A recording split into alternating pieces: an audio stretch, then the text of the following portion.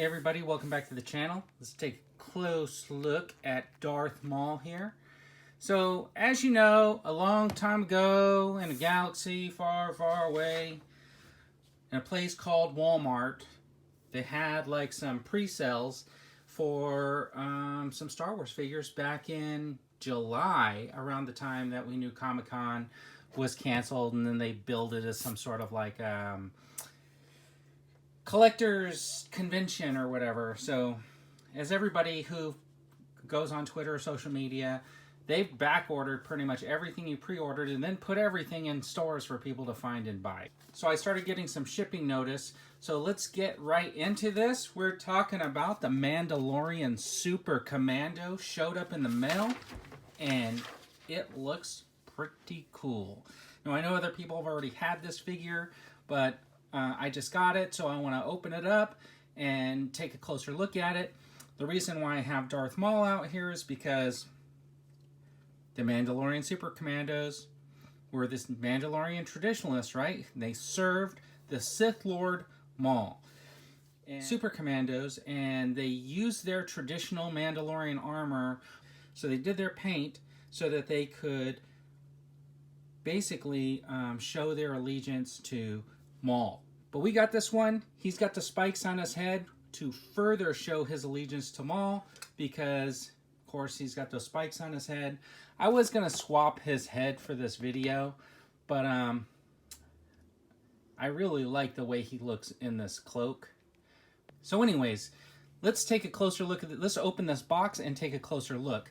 I'm just going to do a 360 on the box. You got the side art there, which looks actually really, really cool. And then you got the back of the box, which has some information about the Super Commandos and some artwork. Let's just get right to it and rip this out of the package. Okay, so we got the Super Commando out of the box. If you noticed, Jango Fett appeared in the background. So what I'm going to do is I'm going to use Jango Fett as like a comparison when we compare the armor of the two figures, just so we can see what the similarities are between the body mold on the Jango and this one. When I was taking him out of the box, in my mind, the Jango Fett figure popped into my head. So I want to see like what the similarities and differences are between these two figures and actually figure out like maybe what they did new and not. So anyways, let's just take a look at the jetpack on this Super Mandalorian, or Mandalorian Super Commando. So it's got the 3 pegs. That's very similar to my original Jango that he got there, where he's got the center peg and he's got these 2 flat pegs that kind of hold that in place. These jet pieces, they don't have a pivot or anything like that. They're just kind of like set off like that. Let's just take a look at this Jango one. So we're going to pull that off and just take a closer look at these 2 jetpacks next to each other. Yeah, I'd say they look pretty similar except for like the paint, right? So it could almost be an identical mold. It looks like maybe this, well, I don't know, that could be like a paint trickery there, right? I think that's exactly what that is. You got that same notch right there. So this jetpack looks like it's Jango Fett's jetpack. It's just painted differently. And let's just take a closer look at this Super Commando. Now that helmet looks cool with those horns on it.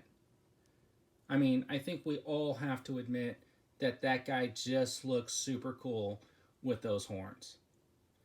And then the paint scheme looks really cool. I really like this little detail where they got the silver showing through, where it's all scratched up. He's got these like horns right here on his shoulders. And they're like a soft rubber, so you're not going to poke yourself. These kind of are flexible too, so that's kind of nice. If you're running around the corner holding your figure like this and you run into somebody, you're not going to cause too much damage.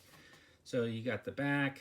He's got that nice red look. These little pieces right here are like a nice touch to get that electronics and stuff down to the gauntlets. Probably everything's interconnected to the helmets, of course.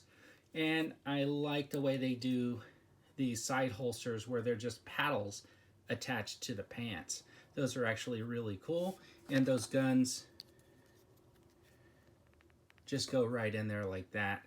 And then he looks like a double gunslinger, which is actually really cool. So Cad Bane, you better watch out. There may be another gunfight at the OK Corral. So he's got these like shin guards, and this guy's got some paint scratch right there, displaying the silver. And he doesn't really have a lot of leg protection except for the knee pads and these shin guards. Kind of like Sabine, where she didn't really have a lot of protection on her legs. But what I'm going to do here is I want to take Django. And we know Django's got like a removable helmet. And I did look under there, and it just goes up into a ball joint. So there's no faux head underneath this helmet. So this helmet, if it comes off, is just a peg. Okay, so we're going to take a look at these two side by side. It's obvious that the helmet is different because of the horns, right? And the paint. Overall, they look pretty good. The things that I'm looking at here are, if you look at this chest piece where it's got these double lines, he's got that same double lines right here. And the same upper armor. And you can even see right in here in the fabric, those pieces, those little clothing ridges just really match up. So I'm pretty sure that this chest piece and probably even the arms are, except for these lower gauntlets, right? These lower gauntlets are a little bit different.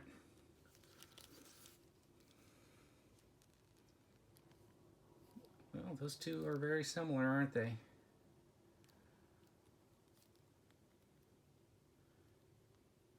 Yeah, so that lower arm, very much the same. Swap this around so we can see the detailing in the arm.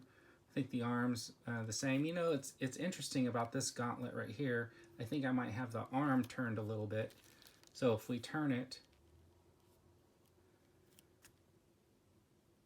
yeah, there you go. So of course he's missing these the armor on the front of the legs. But I mean, honestly, if you just stand them up next to each other, they're pretty identical, except for maybe the shoulder pieces. Yeah, these pieces have a little bit different flair, so obviously this piece was on. But I think the body is pretty much identical, even if you look at Django's feet here, which is kind of interesting, right? Yeah, even the lower legs I think are very similar. And if you look at this guy right here, he doesn't have those pieces on the top of his foot, but you can see that line right there, which would have been like the paint line for Django, right? And it only looks like it's different because there's paint. So this is basically this Django Fett painted to be a Super Mandalorian, and it's pretty much the same body, and they just changed some of the detailing, like with the belt and of course the paint scheme, and the helmet is very different.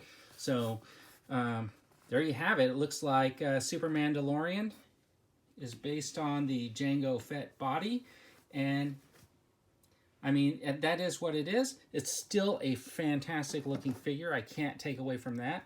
It's almost like pulling out that credit collection heavy infantry Mandalorian and setting them up next to the regular one. They both were identical, but they had different paint schemes, and they were fantastic next to each other. So even though these are like the same body, the same figure almost, they are not the same figure because of the paint schemes and because of the way the guns are situated and that helmet. So representing for the Super Commando, I think this is an awesome figure. Let's just take another look at it, another rotation. As a matter of fact, let's put his jetpack on. He doesn't have a cape to get in the way, so let's take a look at him with his jetpack. And this guy looks so cool, right? So here it is, the Super Commando standing out there with Darth Maul. I think he looks fantastic with that horned helmet and that awesome paint structure. It's going to look fantastic on that shelf with those figures. Thanks for watching, everybody. I really appreciate it. Have a great day.